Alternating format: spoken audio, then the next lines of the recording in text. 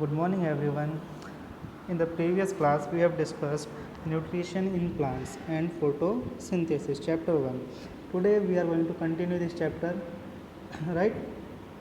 Let's see what is next. See,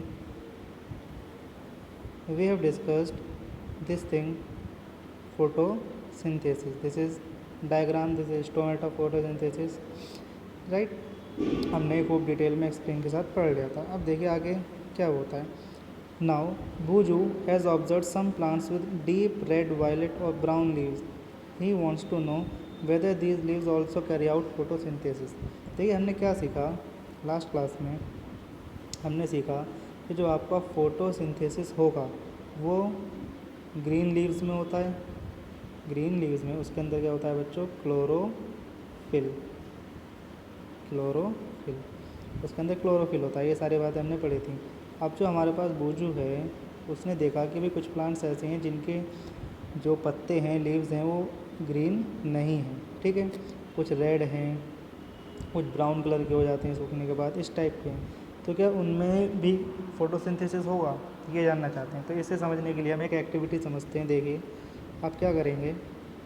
take 2 potted plants of the same kind, keep one in the dark or in black box for 72 hours and other. देखिए हम इसे activity यहाँ पे समझते हैं. आप क्या करिए, आप 2 प्लांट्स लीजिए.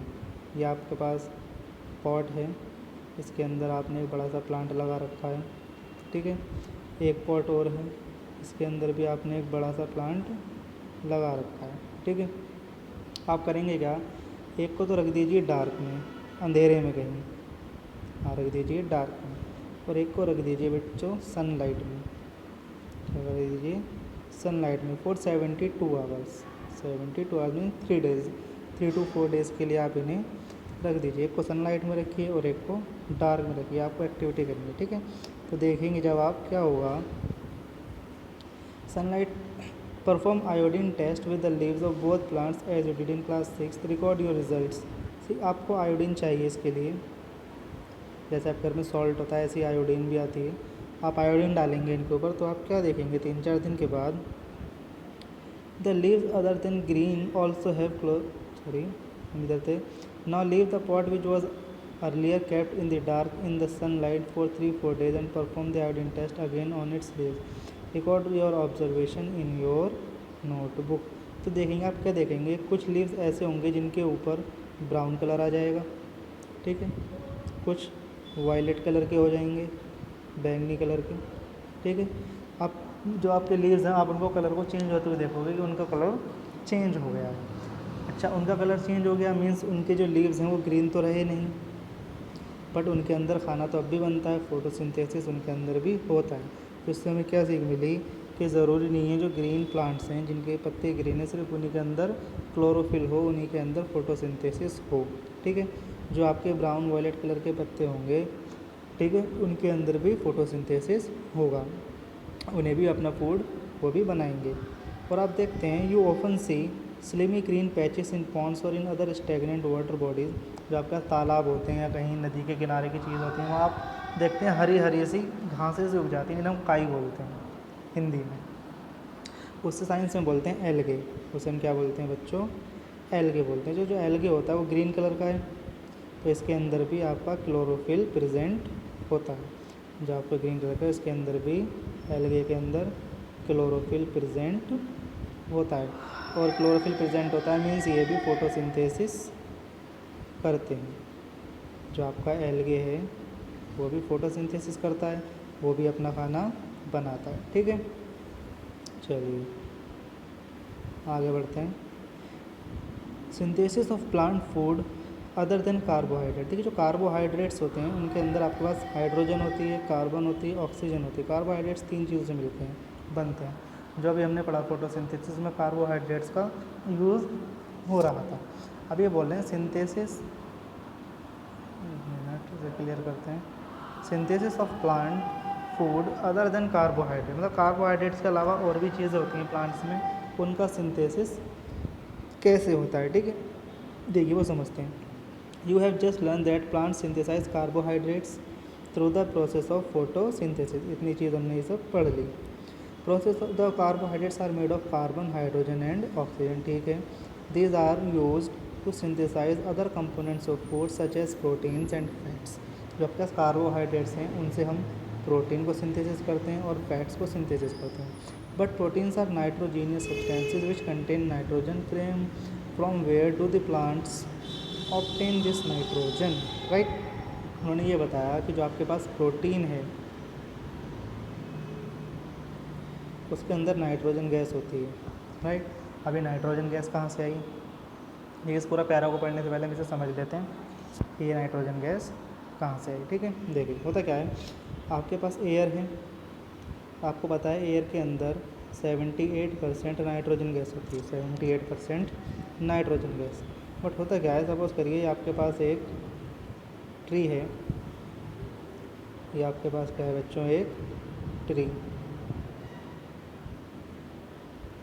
ठीक है। ये आपके पास एक ट्री है और चलिए बस सही है, ये आपके पास एयर है,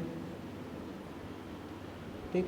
तो एयर से नाइट्रोजन डायरेक्ट नहीं जाती इसके अंदर, ठीक है। एयर से नाइट्रोजन इसके अंदर डायरेक्ट नहीं जाती, इसके अंदर एक बैक्टीरिया होता है, सर्टेन बैक्टीरिया इसी काम के लिए होता है कि जो नाइट्रोजन गैस है उसको सिंथेसाइज करके इसकी जो रूट्स होती हैं, जो नीचे अर्थ है, सॉइल है, उसके अंदर मिक्स कर देता है, उसके अंदर मिक्स।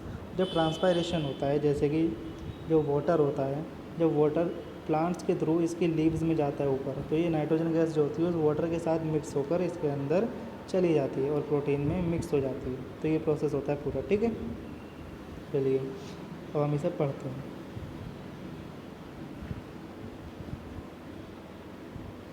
देख सुनिए, these are used to synthesize other component of food such as protein and fats, but proteins are nitrogenous substances which contain nitrogen, ठीक है।